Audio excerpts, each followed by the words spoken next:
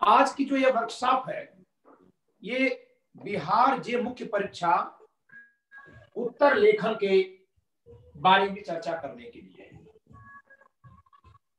हमने अब तक आप सबसे चर्चा करके समझ लिया कि इसकी मेरिट कितनी जा रही है, और एक्चुअली ये मुझे नहीं समझना है, ये आपको समझना है। क्यों समझना है? इसलिए समझना है कि आपकी जो मेरिट तय होगी वो आपकी अकेले से नहीं होगी, बल्कि और लोगों के कंपैरिजन में होगी, क्योंकि ये कंपटीशन है। तो दूसरों के कंपैरिजन में आप कहां खड़े हैं इसको जान लेना बहुत जरूरी है। और जब आप ये समझ पाएंगे कि आप मेरिट में आ सकते हैं तो आपको पूरा फोकस करना है।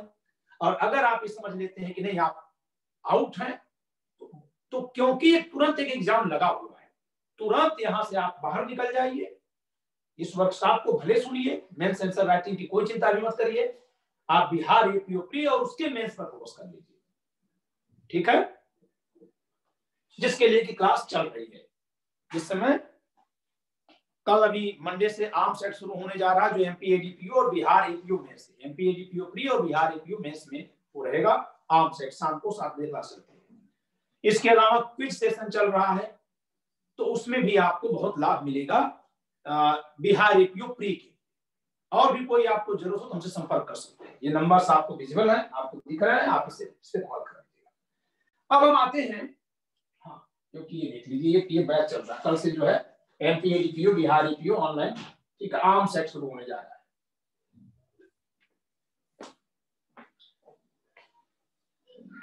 ठीक है, अब हम आते हैं आज की आपकी चर्चा पे। तो सबसे पहली बात यह है, म्यूट रखिए अपने आप को सब लोग। सबसे पहली बात यह है कि मुख्य परीक्षा में किन किन बातों का ध्यान देना है और क्या करना है। तो इन बातों के जिन बातों पे ध्यान देना है उनको एक समय पर एक दिन में बता पाना संभव नहीं है, क्योंकि अलग अलग व्यक्ति की अलग अलग खामियां होती हैं। हर एक व्यक्ति की अपनी एक स्पेसिफिक वीकनेस और स्ट्रांगनेस होती है। तो जो आपकी वीकनेस है उसको आप कैसे रिमूव करेंगे, और जो आपकी स्मार्टनेस है कैसे उसको आप प्रेजेंट करेंगे, यही आर्ट है। आपको एक बात माइंड में फोकस करनी है कि आपको जज किया जाएगा सिर्फ और सिर्फ उस कॉपी में जो आपकी वर्ड्स होंगे, जो आप जिन वर्ड्स को आप वहां राइट करेंगे उसी से आपको जज किया जाएगा। कोई भी एक्सप्लेनेशन आपसे अलग से नहीं मांगा जाएगा कि आप जाके कहें कि सर मैंने ये बात किस लिए लिखी। नो। तो आपकी आंसर राइटिंग में क्या होनी चाहिए? सबसे पहली चीज फ्लो होना चाहिए। दूसरी चीज क्या है कि वो ऐसी लैंग्वेज में हो कि जो न तो बहुत चीप हो और न बहुत कॉम्प्लेक्स, इजीली समझ में आए। क्योंकि अगर एग्जामिनर को बहुत ज्यादा दिमाग लगाना पड़ेगा समझने के लिए, तो उसके लिए आप ही की कॉपी नहीं है, तमाम दूसरी कॉपियां हैं, वो आपकी कॉपी बाहर कर देगा जज बनने के लिए, उनको उनकी तरफ देख लेगा। तीसरी बात, आपका आंसर टू द पॉइंट होना चाहिए। जिस बात को जानने के लिए क्वेश्चन किया गया है आप उसी का उत्तर देंगे। देश के पहले प्रधानमंत्री कौन है पूछा गया और आप बता रहे हैं कि देश के पहले प्रधानमंत्री पंडित नेहरू थे, और लिखा गया कि पहले प्रधानमंत्री के बारे में बताइए।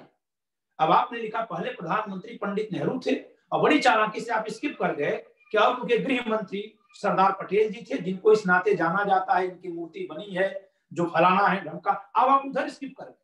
You are not at the point, though you are right. Your language in flow, आपकी जो राइटिंग है बहुत फ्लो में है, लेकिन आप पॉइंट से भटक गए। सही लिख रहे हैं, प्रभावपूर्ण लिख रहे हैं, लेकिन सटीक नहीं लिख रहे हैं। तो तीन बातों को ध्यान देना होता है, सही हो, सटीक हो, प्रभावपूर्ण।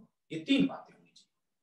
सही होना का मतलब सही है, जो बात लिख रहे हैं सही है। दिल्ली, भारत की राजधानी कहाँ है? दिल्ली। लेकिन आपसे पूछा गया है कि चंद्रगुप्त मौर्य की राजधानी कहाँ थी,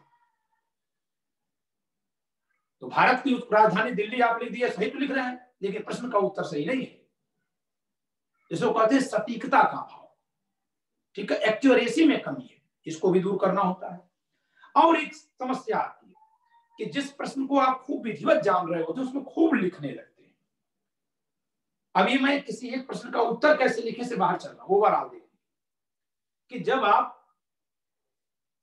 पेपर उठाते हैं तो कुछ ऐसे क्वेश्चंस होते हैं जो खूब अच्छे से आप तैयार किए होते हैं, कुछ ऐसे होते हैं जिनको आपको पता भी नहीं होता है या कम ग्रिप होती है। तो जिस पर खूब अच्छी तैयारी होती है, उस पर आप कभी कभी ऐसा होता है कि बहुत ज्यादा लिखने लगते हैं और इतना लिखते हैं कि पीछे के क्वेश्चंस छूट जाते हैं।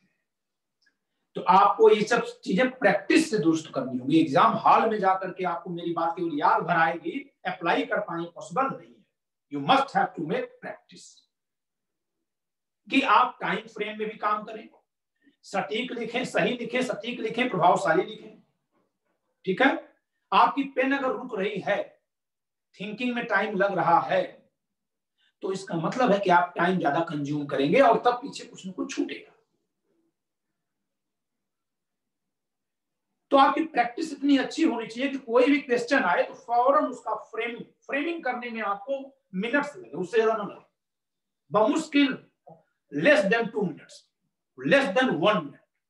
टोटल जो टाइम उस क्वेश्चन के आंसर के मार्क्स के अकॉर्डिंग है, उसके 5 to 10% का टाइम लेकर के आप थिंकिंग कर लें, फ्रेमिंग कर लें, और देन आपका आंसर बहुत बढ़िया होने लगे। ये आपको प्रैक्टिस करके समझिए। अब आप प्रैक्टिस करके सही दिशा में चल रहे हैं कि नहीं चल रहे हैं, इसके लिए जरूरत पड़ती है गाइड की, जो आपको गाइड करे, जो आपको चेक करे। तो तमाम विद्यार्थी मुझसे संपर्क करते हैं कि सर आप टेस्ट सीरीज चलाइए। टेस्ट सीरीज के जरिए हम क्या करेंगे, आपको पेपर दे दिया जाएगा और आप उस पर आंसर लिख के भेज देंगे, हम आपको उसको चेक करके मार्क्स दे देंगे, इतना ही करेंगे। लेकिन मैं टेस्ट सीरीज से कुछ ज्यादा करना चाहता हूं, टेस्ट सीरीज से कुछ ज्यादा। और वो कैसे होगा, वो होगा जो अभी हमने आपको दिखाया। टेस्ट सीरीज से कुछ ज्यादा होगा केवल इससे, इस mains answer writing guidance batch से होगा, यहां से होगा। कैसे होता है मैं थोड़ा इस पर चर्चा कर दूं। आपको एक क्वेश्चन दिया जाएगा, एक क्वेश्चन दिया जाएगा, अभी हम इसमें बदलाव थोड़ा करेंगे। अब तक का जो पैटर्न रहा वो बता रहे हैं। बदलाव क्यों करेंगे, क्योंकि अब बिहार जे की एक खासियत है कि वहां ऑप्शनल पेपर्स है। तो हो सकता है कि मैं हिंदू लॉ का क्वेश्चन दूं और आपके ऑप्शन में ना हो, तो इस नाते यहां एक फ्रीडम होगी, क्वेश्चन आप चूज करके हमको भेजेंगे। मतलब क्वेश्चन और उसका आंसर दोनों आपका होगा। आप क्वेश्चन बनाइए, उसका आंसर भी बनाइए, क्वेश्चन ऊपर लिख के आंसर लिख के हमको भेजेंगे। कैसे भेजेंगे, ये कैसे फंक्शन करता है ये सिस्टम, हम आपको इसके बारे में बताएंगे।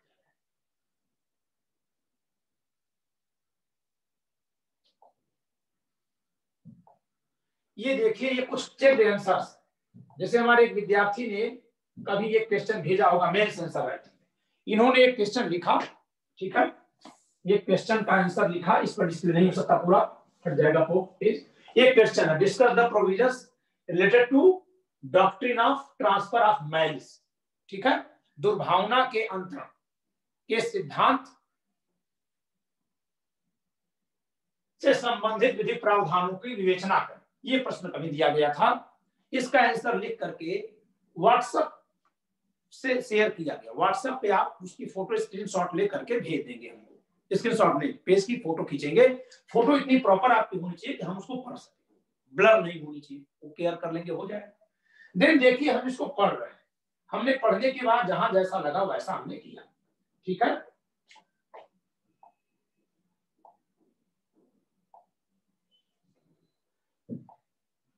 जहां कहीं गलत है, मैं वो धीरे धीरे आप समझ जाते हैं, जब जुड़ जाएंगे तो समझ जाएंगे। जैसे कम गलत है,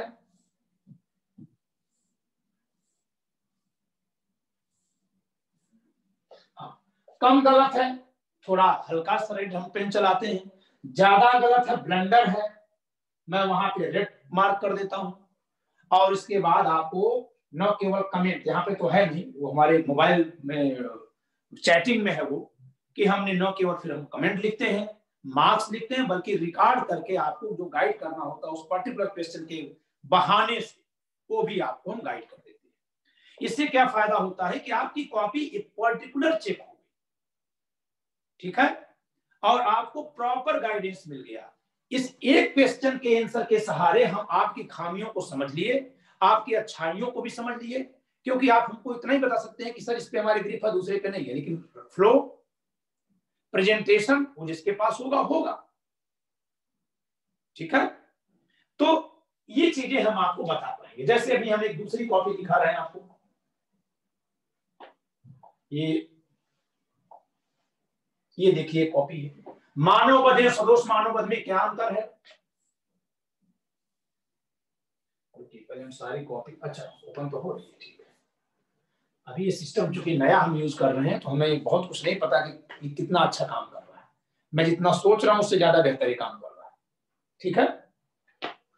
मानववध एवं सदोष मानववध में क्या अंतर है? उन अवस्थाओं का वर्णन करें जिसमें मानववध सदोष नहीं होता, जिसमें मानववध सदोष नहीं होता। कितनी बड़ी बात है, कितना अच्छा क्वेश्चन है कि मानववध और सदोष मानववध में क्या अंतर है। उन अवस्थाओं का वर्णन करें जिसमें कोई मानववध सदोष नहीं होता। पूरा जनरल डिफेंस से क्वेश्चन है, और आप में से जो नहीं पढ़े होंगे, जो नहीं इस प्रश्न से जुड़े होंगे, उनका ध्यान चला जाएगा सदोष मानववध और हत्या की तरफ, जबकि ये प्रश्न जनरल डिफेंस का है ना। उन अवस्थाओं का उल्लेख करें जिसमें मानववध सदोष नहीं होता। अब जरा देखते हैं, ये हमारे विद्यार्थी की कॉपी है, कोई अगर अपनी कॉपी पहचान रहा है तो बोल सकता है।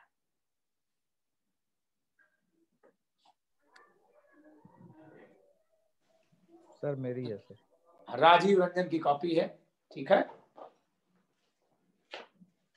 अब ये देखिए,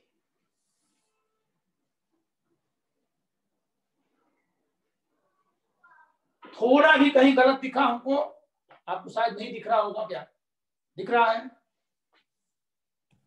जी सर दिख रहा है सर। देखिए थोड़ा सा भी कहीं थोड़ा भी गलत हमको दिखा, इतनी शानदार उत्तर लिखा है, बहुत शानदार है, सुपर लेखन है ये। ऐसे लेखन पे 80% मार्क्स मिलते हैं। लेकिन थोड़ी सी भी कमी दिखी तो मैंने यहाँ हल्का सा रेड की तरफ जाने वाले कलर से मार्क कर दिया। ये हम लोगों को फैसिलिटी हो गई आज, हमको, तुमको, सबको, कि इलेक्ट्रॉनिक युग में अपनी बातों को हम बहुत सारे इमोजीज से शो कर सकते हैं, एक्सप्रेस कर लेते हैं। इसी तरह से हम लोग कलर के जरिए बहुत कुछ शो कर लेंगे। संवाद बहुत आसान हो गया, ठीक है, इसका बेनिफिट उठाएंगे। तो ये देखिए, सॉरी, कितना शानदार इन्होंने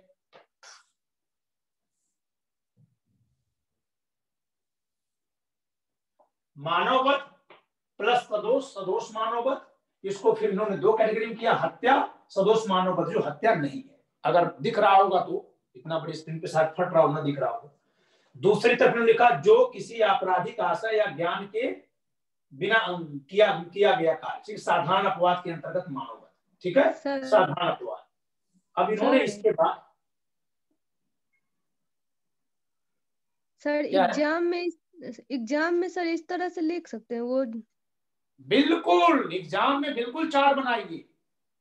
वो चार्ट बना सकते हैं बिल्कुल। अगले 5 वर्षों तक तो चार्ट की धूम होने वाली है। 5 साल के बाद इससे लोगों का मन उब जाएगा, कहेंगे कि ये ट्रेंड बन गया, तब लोग फिर राइटिंग पे लौटेंगे। अभी तो इसका समय आ रहा है। मैं भी आपको चार्ट बना के दिखा रहा हूं कि एक चार्ट में बनाऊंगा और आपको कितनी बड़ी बात में एक्सप्रेस कर दूंगा, जिसको अदरवाइज आपको लिखने में 2 पन्ने खर्च करने पड़ेंगे। मैं उस चार्ट सर एग्जाम में तो वो जो डैश का चिन्ह है या वो तीर का चिन्ह जैसा रहता है वो सब तो नहीं देना होता है ना? कहाँ लिखा हुआ नहीं? अंडरलाइन सिर्फ कर सकते हैं। ठीक है, छोड़ दीजिए, आप कहीं और कुछ समझी होंगी तो हम उस पर चर्चा नहीं कर पाएंगे। हमने जब कर दिया तो हमारी ओर से है। अब इसके बाद आप नहीं करना चाहती हैं, आप कहां से जान रहे हैं उसको जानिए, ठीक है। चार्ट आप अपने उत्तर को लिखने के लिए बना सकते हैं, ठीक है। अगली बात ये देखिए, फिर जहां कहीं भी कुछ हमको मार्क करना हमने किया, हमने आपको समझा दिया कि आप के उत्तर में क्या बेहतर है, क्या कमतर है, ये बोल करके वॉइस रिकॉर्डिंग के जरिए भेज दिया जाएगा। तो ईच एंड इंडिविजुअल को एवरी मतलब उसके पर्टिकुलर क्वेश्चन के माध्यम से समझा दिया जाता है इस mains answer writing guidance batch में कि उसमें क्या खामी है। ये तो हो गया पर्टिकुलर डिस्कशन। देन इसके बाद एक कॉमन क्लास हम लगाते हैं। अब तक जो mains answer writing guidance batch चल रहा था उसकी क्लास हर सप्ताह में 2 दिन लग रही थी, लेकिन चूंकि अब आपको मेंस लिखने जाना है तो हम अगर सप्ताह में 2 दिन क्लास लेंगे तो आपका टाइम कंज्यूम होगा। क्यों? क्योंकि आप जो आंसर लिख के भेजेंगे वो तो चेक करके हमने आपको पर्टिकुलर बात कर ली, फोन पे कोई बात करना चाहे वो भी हो सकती है। तो फिर जो कॉमन क्लास होगी वो कब होगी? सप्ताह में 1 दिन होगी, बिहार मेंस तक। उस क्लास में कुछ कॉमन बातें बताई जाएंगी। केस लॉज हम आपको लिखवाएंगे, जो लेटेस्ट केस लॉज आए होंगे, कम से कम 100-200 केस लॉज नए लिखवाए जाएंगे, जिससे कि आपके आंसर में फ्लो आए, वो हमारी ओर से बताया जाएगा आपको। और मोटिवेशन दिया जाएगा, जिसकी बहुत जरूरत होती है आपको। ठीक है, तो ये हमारे मेन सेंसर राइटिंग बैच में होना है, इससे बेनिफिट आपको लेना है। ठीक है, अब रह गई बात, जो बात निकल के आ रही है किसकी,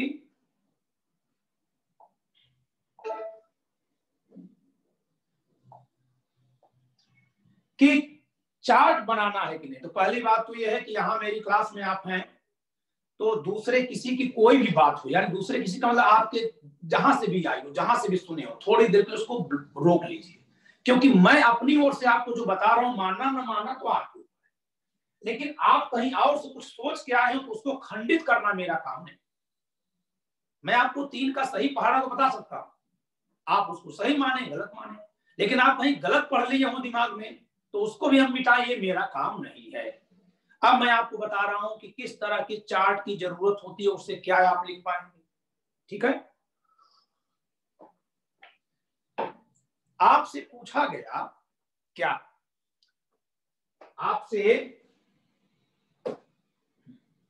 आपसे पूछा गया स्वीकृति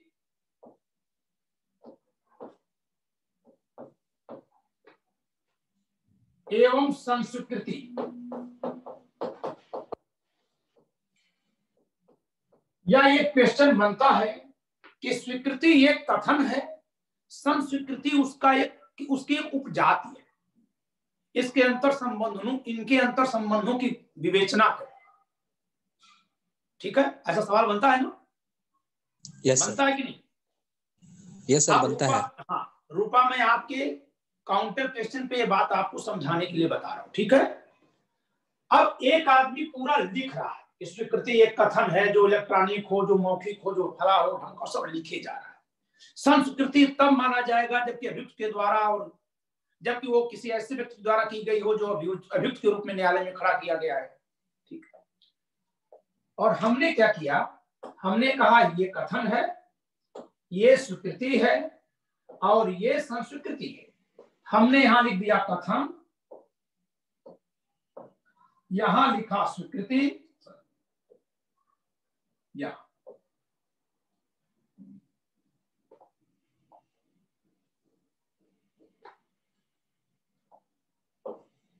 सबको दिख रहा है ना? और yes, यहां हमने लिख दिया संस्वीकृति, और हमने लिख दिया नीचे कि कथन, स्वीकृति और संस्वीकृति के अंतर संबंधों को इस रेखा चित्र से दर्शित किया जा सकता है। और इस रेखा चित्र से स्पष्ट है कि स्वीकृति और संस्वीकृति दोनों ही कथन हैं, सभी संस्वीकृतियां स्वीकृति हैं, किंतु सभी स्वीकृतियां संस्वीकृति नहीं है। अब बताइए तो इस रेखा चित्र ने आपकी बात को एक्सप्रेस कर दिया कि नहीं कर दिया? जी सर। यस सर, कर दिया। इस नाते रेखा चित्रों का बहुत प्रयोग है लॉ फील्ड में। पहली बार रेखा चित्रों का प्रयोग मैंने किया है 2013 से। जो लेक्चर हमने बनाए, जो यूट्यूब पे गए और फिर तमाम हार्ड ड्राइव में, पेन ड्राइव में या मोबाइल ऐप पर लोगों ने लिया, और उसका प्रयोग करने वाले विद्यार्थियों के न केवल एकेडमिक में मार्क्स खूब बढ़ गए, बहुत सारे लोग बहुत जगह सफलता पाए। अभी ये चार्ट बिल्कुल न्यू है। अब आप सोच के देखिए कि ये जब एग्जामिनर देखेगा तो आपकी समझ के बारे में उसके मानसिकता क्या बनेगी। एग्जामिनर, मैं कॉपी चेक कर रहा हूं आपकी, मैं कमीशन में बैठकर आपकी कॉपी चेक कर रहा हूं और आपकी कॉपी में चार्ट बना हुआ है। मेरे दिमाग में क्या आएगा? बहुत ब्रिलियंट विद्यार्थी है, इसको नॉलेज है, समझ है विषय की आएगा कि नहीं, ये तो चार्ट बना दिया, ऐसा आएगा? क्या आएगा? समझ बहुत अच्छी है टॉपिक की, ये समझ में आएगा। जब ये समझ में आएगा तो मैं आपको मार्क्स दे दूंगा। एक समय ऐसा आएगा 4-5 साल के बाद कि लगभग इस तरह के जितने भी चार्ट्स बन सकते हैं लोग उसको याद कर लेंगे, क्योंकि बाद में फिर रटने वाले आते हैं। जब वो याद कर लेते हैं तो फिर उस चीज का महत्व घट जाता है। जो चीज आज फैशन के लिए सुपर मॉडर्न मानी जाती है, कल वही जो है समाज के सबसे पिछड़ी मानसिकता वाले लोगों के पास छोड़ दी जाती है, उसको लोग छोड़ के आगे बढ़ जाते हैं, दूसरी चीज अपना लेते हैं। सोसाइटी का यही नॉर्म है, यही ट्रेंड है। अभी ये चीज शुरू हुई है, अभी यूपी बिहार के एग्जाम में तो इसका यूज हुआ ही नहीं, क्योंकि मेरे लेक्चर लेने वाले सबसे ज्यादा साउथ के, पंजाब के और दिल्ली के विद्यार्थी। यूपी और बिहार में तो घर घर कोचिंग चल रही थी, तो उस समय हार्ड ड्राइव कौन खरीदने आता।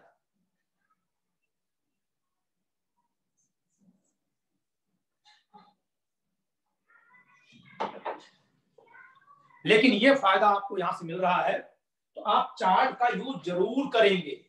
राजीव रंजन ने जिस चार्ट का यूज किया है, और नीचे सिर्फ चार्ट भर नहीं है, उसके नीचे उन्होंने समझा दिया।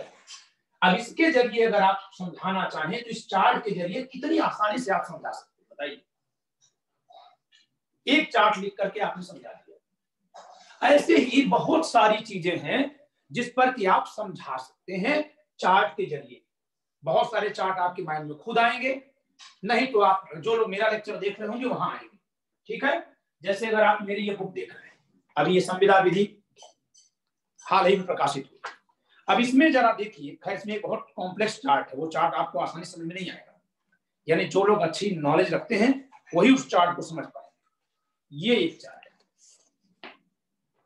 ये जो चार्ट है ये क्या है, ये संविदा विधि का परिक्षेत्र समझाने के लिए इस चार्ट का प्रयोग किया गया है।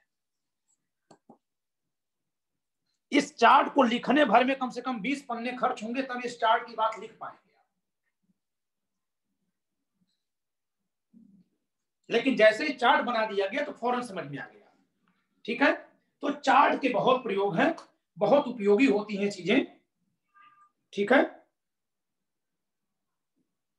उससे आप न केवल दो तरह के चार्ट होते हैं, जैसे देखिए सेक्शन 58 का चार्ट है, ये कॉन्ट्रैक्ट का, इंडियन कॉन्ट्रैक्ट एक्ट में सेक्शन 58, वैकल्पिक वचन, जब अल्टरनेट प्रोमिसेस होते हैं। ठीक है, कि मैंने कहा कि अगर आप मुझे 10,000 रुपए देंगे तो या तो मैं अपनी ये कलम दे दूंगा, या मेरे घर में जो चोरी का मोबाइल है वो दे दूंगा, या मैं आपके उस दुश्मन को पीट दूंगा। बताइए ये कॉन्ट्रैक्ट है कि नहीं है? तीन में से कोई एक बात आप करने के लिए करिए, कहिए हाँ आपने कर दिया, ठीक है, ओके। बताइए क्या है? पेन के तक सर कॉन्ट्रैक्ट है, बाकी दो के संबंध में कॉन्ट्रैक्ट नहीं है। ओके, कॉन्ट्रैक्ट है ना। अब इसको थोड़ा सा मैं पलट देता हूं। मैंने कहा पेन 1000 रुपीज दीजिए, इसके बदले या तो मैं अपनी पेन दे दूंगा, या तो मैं अपनी मोबाइल दे दूंगा, या आपके दुश्मन को पीट दूंगा। अब बताइए क्या है? कॉन्ट्रैक्ट नहीं है सर, निश्चित करार है सर, और निश्चित करार है, अनसर्टेन एग्रीमेंट 29 का है, ये सब इसमें लिखा हुआ है। खैर, लेकिन अब देखिए यहां हमने चार्ट के जरिए क्या शो कर दिया, इसको देखिए। वैकल्पिक वचन अगर एकमात्र वैध शाखा है, जैसे हमने 3 जो पहली बार बोला था उसमें लॉफुल केवल एक बताया था, तो एकमात्र वैध शाखा तो संविदा हो जाएगी। लेकिन शेष सभी अवैध शाखाएं शून्य करार। तो इसको यहां डिस्क्राइब किया गया है नीचे। तो इस तरह के चार्ट के जरिए बहुत आसानी से अपनी बात कही जा सकती है। और अभी इसको इतना नया माना जाएगा कि जैसे मेरे वीडियो लेक्चर बहुत सुपर हिट हुए, आप लोगों को यूट्यूब पे ना लाखों के व्यूअर मत देखा करिए, इस बार आएंगे तब समझ में आएगा कि कौन कहां है। विद्यार्थियों ने पसंद किया, वैसे ही एग्जामिनर भी पसंद करेंगे। तो आपको चार्ट के प्रयोग अगर आता है तो कर सकते हैं, बशर्ते कि उसका प्रॉपर यूज। ठीक है, इतनी सी बात उस बात पे जो वहां पे कंफ्यूजन क्रिएट हुआ था। दूसरी बात, ये कहीं नहीं लिखा है कि आप क्या कॉपी पे लिखेंगे और क्या नहीं लिखेंगे, सिर्फ ये लिखा है कि अपनी कोई पहचान नहीं बताएंगे, अपना कोई फोन नंबर, अपना नाम, अपना घर का पता, ऐसा नहीं लिखेंगे। कुछ बातें नॉर्म में मानी जाती है, एटिकेट्स में मानी जाती है। जैसे कहा जाता है इंटरव्यू देने जाएंगे तो ऐसे नहीं रहेंगे, ऐसे नहीं रहेंगे, ऐसे, ये क्या कहीं लिखा है क्या? वो इसलिए बना है कि आपको जैसे स्टैंडर्ड तरीके से रहना चाहिए किसी ऑफिस में, किसी ऑफिसर के सामने, उस तरह से आपको रहने के लिए बताया जाता है। ठीक है, तो इस तरह के चार्ट के जब प्रयोग अभी तक होते ही नहीं है तो कौन मना करने आएगा? चार्ट का प्रयोग आपके विषय में भी संभव है, ये केवल साइंस के लिए रिजर्व नहीं है। साइंस के जो पेपर लिखते हैं उनके लिए तो चार्ट यूज करते होंगे ना, तो लॉ में कहां से मना हो जाएगा? गलत बात। ठीक है, समझ में आ गई बात यहां तक? Yes sir. ठीक है, तो आप अपनी मेरिट देख लीजिए, अपनी कैटेगरी के अकॉर्डिंग मेरिट देखेंगे, क्योंकि हर एक की कैटेगरी से अलग अलग मेरिट बन रही है। ठीक है, और बिहार में तो बहुत ज्यादा वेरिएशन होता है, तो उसके अकॉर्डिंग अगर आपको लग रहा है कि आप मेंस लिखने का मौका पा सकते हैं, आज से जुड़ जाइए। अगर लग रहा है कि नहीं बिल्कुल भी नहीं पाएंगे, आज से हट जाइए और जाकर के बिहार एपीओ प्री की तरफ लग जाइए या एमपी एडीपीओ की तरफ लग जाइए, जहां भी आपका अवसर भी है उधर चले जाइए, समय मत बर्बाद करिए। लेकिन अगर आपको लगता है कि मैं हो भी सकता हूं, शायद न हुआ, तो आप मेंस की तरफ लगिए। अगर हो जाएगा प्री तो आपकी तैयारी में समय कम नहीं पड़ेगा। ठीक है, आज के लिए इतना ही, और यही बात हमको आपको बतानी थी। कुछ आप पूछना चाहते हो तो पूछ सकते। सर टाइमिंग क्या होगा सर? पहली बात तो सर कोई टाइमिंग नहीं, बहुत अच्छा क्वेश्चन है। टाइमिंग कैसा? क्वेश्चन आपका, आंसर आपका, व्हाट्सएप पे फोटो खींच के आप भेजेंगे, हम अपने अकॉर्डिंग रात के 2 बजे जांचेंगे, दिन के 3 बजे, इससे आपसे भी मतलब नहीं। हम उसका आंसर जांच करके, कमेंट करके, रिमार्क करके आपको भेज देंगे। तो टाइमिंग कैसी? Okay sir. सर कितने क्वेश्चन दे सकते हैं per day? Excuse me sir. हाँ सर कितने क्वेश्चन दे सकते हैं पर डे? पहले तो ये मोटो G5 प्लस का अपना नाम बता दीजिए। सर मेरा नाम आराध्य। आराध्य। अच्छा, हाँ आपने बताया था, ठीक है। हाँ सर। कितने क्वेश्चन भेज सकते हैं? आप पहले एक बात जान लीजिए कि आपको कितने क्वेश्चन भेजने चाहिए। अगर आप बहुत ज्यादा आंसर लिखने लगेंगे और सब भेजेंगे हमारे पास, तो आप पढ़ेंगे कब? क्योंकि इतने ही टाइम में आपको पढ़ना भी। तो मेरा अपना मानना है कि हम 2 महीने में 20 क्वेश्चंस कवर करें, 1 महीने में 10 क्वेश्चन। और क्वेश्चन लिखने का तरीका भी हम बताएंगे कि शुरू में कैसे लिखेंगे, बाद में कैसे लिखेंगे। शुरू में जो आप हमको क्वेश्चंस भेजेंगे, कौन से विषय पे लिखेंगे क्वेश्चन, ये आप जानिए, आंसर लिखेंगे। शुरू में जो आप आंसर लिखेंगे, उसके लिए आप क्वेश्चन पहले सिलेक्ट कर लीजिए, बुक वगैरह देख लीजिए, फिर बुक वगैरह हटा के, कभी लेकर नहीं लिखना होता है, हटाकर उसका आंसर लिख लीजिए। शुरू में आप ये काम करेंगे। 20 क्वेश्चंस में से आप 5 क्वेश्चन तक ऐसे कर लीजिए। आप ऊपर कोई मार्क बना दीजिए कि मतलब आपने इस तरह से इसको लिखा था। आफ्टर रीडिंग स्पेसिफिकली कोई एक मार्क बना लिया जाएगा कि उस क्वेश्चन पे ही आप ऊपर उस कॉपी पे चिन्ह बना देंगे कि लगेगा कि ये आंसर आपने पहले उस क्वेश्चन को पढ़ा, फिर इसके बाद बुक पढ़ा, बुक वगैरह रख दिया, देन आपने फ्रेम कर दिया। यानी कि उसमें क्या हम आपको सुधारेंगे, फ्लो, लैंग्वेज सुधारेंगे। नॉलेज आपने ले लिया, नॉलेज आपने नकल से लिया, आपने पूरा उसका जुटा लिया सामग्री, उसमें आपकी क्या चेक की जाएगी, लैंग्वेज, फ्लो। फिर उसके बाद सबसे पहले किस पे काम करना, आपको फ्लो पे काम करना, नॉलेज पे नहीं करना है, पहले लैंग्वेज पे काम करना है। बच्चे को आप साइकिल सिखाते हैं तो पहले स्लो यानी चलाना, हैंडल संभालना सिखाते हैं कि पहले तेज चला पाता है कि नहीं देखते हैं। पहले हम उसका बैलेंस देखते हैं, तो बैलेंस यहाँ क्या है, लैंग्वेज। तो शुरू के 5 क्वेश्चन तक हम बैलेंस की बात करेंगे। आप क्वेश्चन इजी क्वेश्चन लीजिएगा, ऐसा क्वेश्चन जिसका आंसर आपके माइंड में हो या जिसको पढ़ करके आपने इसका आंसर करेक्ट कर लिया। उन 5 क्वेश्चंस के आंसर में आप अपनी भाषा सुधार करेंगे, फ्लो, राइटिंग का फ्लो, हम उस पर चर्चा करेंगे आपसे। अब क्योंकि सब लोग पहले 5 क्वेश्चन में यही करेंगे, तो क्वेश्चन आपने चाहे जो सेलेक्ट करके उसका आंसर लिखा, हमने आपको प्रॉपर रिप्लाई कर दिया, पर्टिकुलर, स्पेसिफिकली, प्राइवेटली कर दिया रिप्लाई।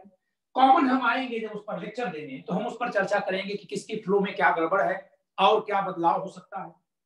पहली स्टेज पूरी।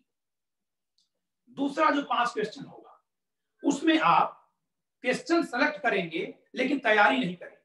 हाँ, क्वेश्चन आप अपने अकॉर्डिंग ऐसा देखेंगे जिसका आंसर आपको पहले से पता, बट बुक वगैरह नहीं देखनी है। अपने को प्रेशराइज करना है कि आप कैसे उसका आंसर लिख सकते हैं, ये फील करके कि एग्जाम हॉल में ये क्वेश्चन आ गया है जिस पर आपकी थोड़ी बहुत पकड़ है, या जितनी पकड़ है उतनी है, बट कुछ देखने नहीं जाना है।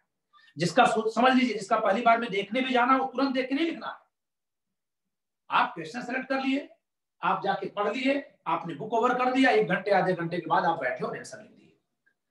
दूसरे वाले जो नेक्स्ट 5 चलेगा, उसमें आपको कॉपी नहीं देखनी है, क्वेश्चन लेकिन देखना है। आपने 10 क्वेश्चन देखा, आपको लगा इसका आंसर आपको आ रहा है, क्या प्री क्वालिफाई किए हुए हैं तो आपको आएगा ही, आपने उसका आंसर लिखना शुरू कर दिया। अभी क्या नहीं करेंगे, अभी क्या नहीं करेंगे, और जो पहले कर रहे थे वो क्या नहीं करेंगे, तो बुक नहीं देखेंगे जो पहले कराए हैं। लेकिन दूसरे स्टेज में आप घड़ी नहीं देखेंगे, आप टाइम फ्रेम नहीं करेंगे। अभी केवल आप ये देखेंगे कि आपके माइंड में जो है क्या उसको भी आप उसी फ्लो से राइट डाउन कर ले रहे हैं। अगले 5 क्वेश्चन आप इस तरह से हमको लिख के भेजेंगे, उसका अलग मार्क बना लेंगे हम लोग, ABCD कर लेंगे, कुछ मार्किंग कर लेंगे ताकि ये आपको पता रहे कि आप इसमें ये चीज अपनी सुधार रहे हैं। नेक्स्ट C लेवल पे हम लोग आएंगे तो क्वेश्चन के बगल में उसका मार्क्स लिखेंगे, टोटल मार्क्स में कितना। जैसे मान लेते हैं कि 300 नंबर का पेपर है, तो आप उस क्वेश्चन को कितने मार्क्स का समझ रहे हैं, 20 मार्क्स का, 30 मार्क्स का, 100 मार्क्स, कितने का समझ रहे हैं। उसी के रेशियो में टाइम तीसरे वाले जो 5 चलेगा, जो थर्ड फिफ्थ की सीरीज चलेगी 5 क्वेश्चन की, उन 5 क्वेश्चन में आपको अभी क्या करना, कोई बुक नहीं देखनी है, छोड़ाए हैं। क्वेश्चन अभी भी आप अपने हिसाब से ही चूज करेंगे, लेकिन अब टाइम का कंपल्सन लिया गया, इतनी ही देर में और इतनी ईमानदारी से करना है कि अगर आप कुछ लिख रहे हैं और आपकी घड़ी, आपका अलार्म बज गया, तुरंत रोक दीजिए उसको। समझिए कि इन्विजिलेटर आकर के आपका वो छीन ले गया कॉपी, इस तरह से आप लिखेंगे। ये तीसरी स्टेज है। और चौथे स्टेज में आप कोई क्वेश्चन भी नहीं देखेंगे, टाइम भी रहेगी, बुक भी नहीं देखेंगे, यहाँ क्वेश्चन भी नहीं देखना है, आप आंसर कैसे लिखेंगे, रैंडमली। ऐसे आप कॉपी, जो प्रीवियस ईयर्स की क्वेश्चंस की कॉपी है, बुक है, उसको ऐसे खोलते जाइए। 5 पेज हम आपको खोलने देंगे, आपके ऊपर है, सफलता आपको लेनी। 5 पेज 5 बार आप खोल सकते हैं। उन 5 पेजेज में से कोई ना कोई एक क्वेश्चन का आंसर लिख लेना है। वो जैसे था ना, जिसकी जब भिक्षावृत्ति करके ब्राह्मण भोजन करते थे तो शर्त थी कि केवल 5 ही घर जाएंगे, जो मिला उतने में ही भोजन करेंगे, नहीं कि भीख मांग के अमीर बनेंगे, ऐसा नहीं था। आपको कोई भूखा नहीं सोने देगा, लेकिन आप 5 घर ही भीख मांगने जाएंगे। यानी आप कार्य कोई नहीं कर रहे हैं, आप क्या कर रहे हैं, ऋषि है, तपस्या कर रहे हैं, आविष्कार कर रहे हैं, ज्ञान दे रहे हैं वहां से। इस तरह से सबके घर में जो कुछ भी आपको देगा, लेकिन वो जितना दिया 5 से ज्यादा आप नहीं मांगने जाएंगे, और जो मिला चले जाएंगे। उसी तरह से आखिरी का जो 5 क्वेश्चन होगा, उसमें आपको क्वेश्चन भी आप नहीं सिलेक्ट करेंगे। 5 बार मैं क्यों खोलने के लिए कह रहा हूं, क्योंकि आप जब एग्जाम हॉल में जाते हैं तो वहां भी आप अपने हिसाब से क्वेश्चन चूज कर लेते हैं, जितना है उन्हीं में से। फिर आपका माइंड रेडी हो जाता है कि ये वाला आप लिख सकते हैं, आप लिखते हैं। इस नाते हम आपको 5 बार पेजेस ओपन रीओपन करने की इजाजत देंगे। उतने में से ही आप कोई एक क्वेश्चन सेलेक्ट करके उसका आंसर उसी टाइम फ्रेम में लिखेंगे। ये आपका 4th स्टेज होगा, जो लास्ट स्टेज होगा, और हम इसी के अकॉर्डिंग आपको तैयार कराएंगे। जो आज से जुड़ जाएंगे, यानी जो पहले से जुड़ेंगे, उनका तभी से शुरू हो जाएगा। जो बाद में कभी आएंगे, जाहिर सी बात है, जो लेट करेगा उसको उतना लॉस बियर करना पड़ेगा। फिर भी क्योंकि सबका अपना अपना है, इस नाते जो जब से जुड़ेगा तब से वो उसी स्टेज के अकॉर्डिंग काम कर सकेगा। ठीक है, ये हमारी प्लान है। और बताइए आप, कुछ और डाउट हो? सर फीस कितनी है? फीस के लिए वैसे तो व्हाट्सएप नंबर पे बात करिए, इस नंबर पे कॉल करिए।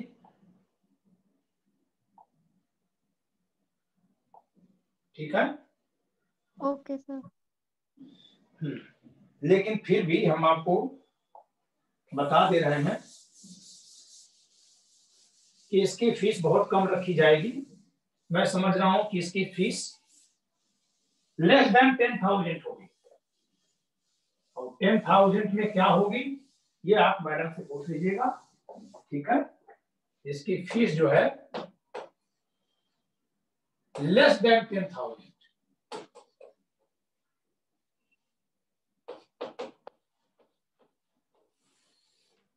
ठीक है, आप जब आपको मन करेगा तब आंसर लिखिएगा, रात में लिखिए, सुबह लिखिए, भोर में लिखिए, जब टाइम।